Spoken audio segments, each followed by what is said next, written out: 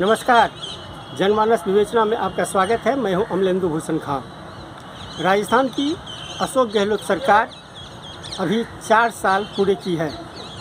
17 दिसंबर को मुख्यमंत्री अशोक गहलोत ने अपने कामकाज की उपलब्धियां और अपने कामकाज को लेकर के उन्होंने एक संवाददाता सम्मेलन जयपुर में किया था और उस संवाददाता सम्मेलन में उन्होंने OPS, education, health system, law and order को लेकर के तमाम तरह के दावे किए थे। अशोक गहलोत सरकार के 4 साल के कामकाज को लेकर के आज हमने भरतपुर के सांसद रंजीता से बातचीत की है। ये अशोक गहलोत सरकार 4 साल पूरे कर ली है और इस 4 साल के कामकाज को आप किस तरह से आकलन करती हैं?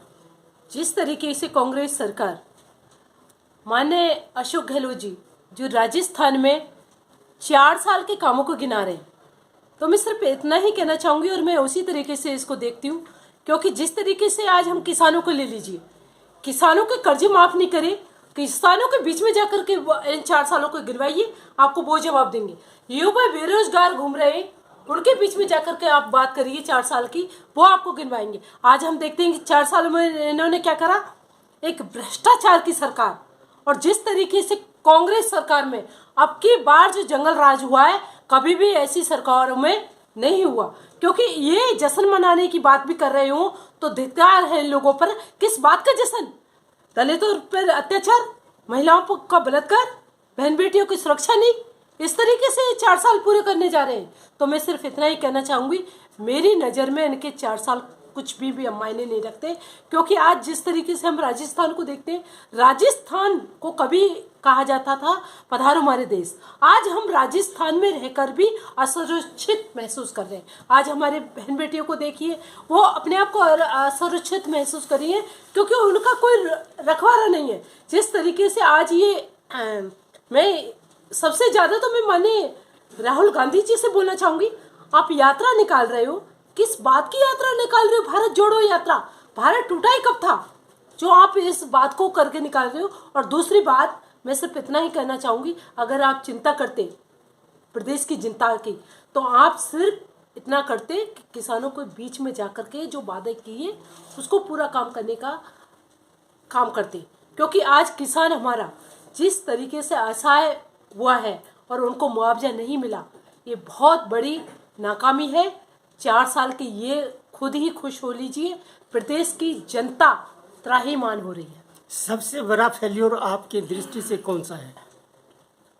सबसे बड़ा फेल्योर जिस तरीके से राजस्थान में किसान को मुआवजा नहीं मिला, वादा करने के बाद आज ये घूम रहे हैं।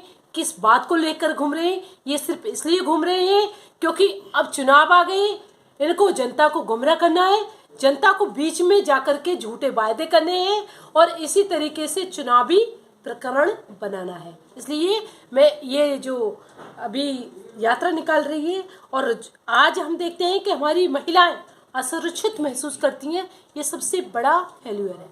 ये राजस्थान सरकार ने वो कहती है जो इंग्लिश मीडियम के 1800 स्कूल हमने बनाए हैं, टीचर अपॉइंट किए हैं। इस पर सिर्फ मैं इतना ही कहना चाहूँगी कि जिस तरीके से ये अपनी भरपाई लेते हैं, अगर आप ज़मीनी लेवल पे जाकर देखते हैं तो इन कुछ भी नहीं है। इसलिए क्योंकि अगर हम बात करें किसी भी उसकी, तो मैं मानती हूँ कि जिस तरीके से स्कूलों की पहले भी बात करी थी, उनको ड्रेसें नहीं पहुँची थी, किताबें नहीं पहुँची थी, ऐसी बहुत सी चीज़ें हैं जिनको गिनवाने अगर हम बैठे तो सुबह से और शाम तक हो जाए, लेकिन इनके जो कमियाँ हैं वो कभी पूरी नहीं हो सकती। इंदिरा रसोई को आप किस रूप में देखती हैं? इंदिरा रसोई को मैं उस रूप में देखती हूँ क्योंकि मैं भी जाकर के देखी थी इंदिरा रसोई। जिस तरीके से वहाँ हमें इंसानों को, जबकि हमारे जो लोग हैं उनको एक अच्छा खाना मिलना चाहिए और उन्हीं प्लेटों में शुगर खाना खा रहे हैं। इस तरीके इंदिरा रसोई के नाम पर ये नाम बदल सकते हैं, उसको चला नहीं सकते। हर योजनाओं का इन्होंने नाम बदला है और नाम बदलने के तहत ये समझते हैं कि हम उनको अच्छे से चला सकते हैं, लेकिन ये कभी हुआ नहीं है। प्रदेश की जनता बहुत अच्छे से जान चुकी है। इंदिरा रसोई के नाम पर जो इन्होंने ये प्रचार प्रसार किया था वो बिल्कुल ही फेलियर है। राजस्थान के 3 सांसदों ने पत्र लिखा है मनसुख मंडाविया को, और अब हेल्थ मिनिस्टर ने भी पत्र भेजा है राहुल गांधी और सीएम अशोक गहलोत को भारत जोड़ो यात्रा को लेकर। इसे कैसे आप देखते हैं? जिस तरीके से, मैं सिर्फ इतना ही कहना चाहूँगी, मैं धन्यवाद देती हूँ माननीय प्रधानमंत्री नरेंद्र मोदी जी को कि उन्होंने कोरोना टाइम पर कि जिस तरीके से पूरे देश में एक लॉकडाउन लगाया और उनके तहत पूरी जनता ने इसका हमें आशीर्वाद भी दिया था, और लॉकडाउन लगाने के तहत जो महामारी फैली हुई थी उस पर अंकुश लगा। अंकुश लगने के बाद जिस तरीके से हम देखते हैं कि जो कोरोना महामारी के लोग थे, और हम लोग उनको जाकर के पूछे थे, उनके परिवार से पूछिए आज कि जब हम उनको पूछे और उनका परिवार जिस तरीके से एक भरी निगाहों से हमको देख रहे थे, उनके लिए हमारे पास कोई जवाब नहीं थे देने के लिए। किसी के परिवार उजड़ गए, किसी के भाई, किसी के पिता और किसी की बहनें। इस तरीके से उस कोरोना महामारी के तहत बहुत से परिवारों को हानि हुई थी। उसको लेकर के माननीय प्रधानमंत्री नरेंद्र मोदी जी ने जिस तरीके से वैक्सीनेशन करवाया था और लोगों को बचाने का काम करा था, उसी प्रकार से सबने उसको सराहना करा। लेकिन आज देखिए, जब माननीय हेल्थ मिनिस्टर है, उन्होंने एक पत्र लिखा, उस पर उनको बड़ी दिक्कत है। लेकिन मैं धन्यवाद देती हूँ माननीय मंत्री साहब को कि इस तरीके के लेटर लिखने के बाद, क्योंकि आज हम देखते हैं अगर कोरोना चीन में आप देखिए किस तरीके से केसेस बढ़ रहे हैं, उसको लेकर के अगर आज इधर भी आए तो हमारे वही परिस्थिति हो जाएंगी जो पहले परिस्थितियाँ थी। लेकिन उसको देखते हुए आज ये अंकुश लग जाएगा तो निश्चित रूप से हमारे परिवार भी सेफ रहेंगे। लेकिन इसमें भी इनको ये दिक्कत है। तो मैं कहती हूँ कि किस बात की आपको अगर इस तरीके का लगता है कि भारत जोड़ो यात्रा आप निकाल रहे हो, लेकिन मैं कहती हूँ भारत कभी टूटा ही नहीं था।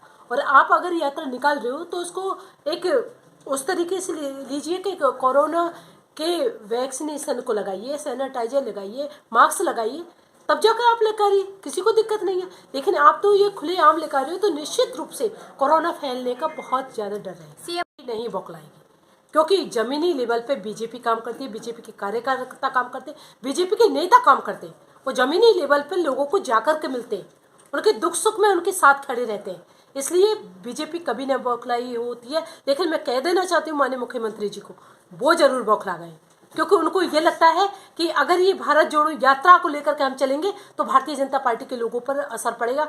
हम पर इसलिए असर नहीं पड़ेगा क्योंकि हमारे ऊपर 130 करोड़ की जनता का आशीर्वाद है और उसको लेकर के हम चलते हैं और उन्हीं की सेवा में हम लोग लगे रहते हैं। तो हमें ये रचाने का जरूरत ही नहीं हो रही है जो प्रखंड ये रचाते हैं। आज भारत जोड़ो यात्रा को लेकर के क्या इन्होंने कभी देखा था? ये गए थे किसानों के बीच में, इन्होंने किसानों को दुख दर्द देखा था? आज हम देखते हैं किसानों को मुआवजा न माफ करके बहुत से किसानों ने आत्महत्या कर ली है। कारण हो रही है ना कि बीजेपी के कारण। इसलिए हम कभी भी बौखलाने वाली बात नहीं करते और ना ही हम लोग इतना जिस तरीके से इनको ये मुद्दा होता है, इनको तो आरोप लगाना, इनके आरोपों से किसी को फर्क नहीं पड़ता। इसलिए क्योंकि हम आरोपों से इसलिए नहीं डरते क्योंकि हम जमीनी लेवल पर काम करते हैं, हम लोगों से मिलते हैं। मैंने खुद जाकर के उनके परिवारों से बात करी। आज अगर कोरोना फैल जाएगा तो कौन जिम्मेदार होगा इसका? अगर लंपी बीमारी एक गंभीर समस्या बनी हुई है, इसको आप राजस्थान सरकार के कामकाज को लेकर के ये केंद्रीय मंत्री ने भी सवाल उठाया है। आप जमीनी हकीकत जानती होंगी। जिस तरीके से लंपी वायरस और हमारे गौ वंशन में फैला हुआ था, उसको लेकर के हमारे किसान भाइयों पर जो दोहराया एक मार पड़ी थी, क्योंकि हमारा किसान एक तो जो हमारे खेतों में बेमौसम की बरसातें खेतें बर्बाद हो गए थे, उनकी फसलें नहीं हो पाई, उसको लेकर के वो चली रही थी और ये लंपी वायरस आ गया और उनकी गौ वंशों में फैल गया। तो हमारा किसान तो वैसे ही हताश हो चुका था। तो मैं ये कहती हूँ कि उसको लेकर भी इन्होंने कोई भी ऐसे ठोस कदम नहीं उठाए जिनको हमारे किसानों को कोई भी राहत मिलने का काम हुआ हो। OPS यानी ओल्ड पेंशन स्कीम जो है, इसको राजस्थान सरकार ने लागू किया है और इसको ये राजस्थान सरकार मास्टर स्ट्रोक मान रही है अगले चुनाव के लिए। आपका क्या कहना है इस पे? इस पे मेरा यही कहना होगा कि जिस तरीके से चुनाव आते हैं, इनकी बहुत सी योजनाएं लागू हो जाती हैं, चुनाव गए और इनकी योजनाएं रद्द हो जाती हैं। ये थी भरतपुर से सांसद रंजीता जी और इन्हीं से बात कर रहे थे राजस्थान सरकार की कामकाज के लेकर के।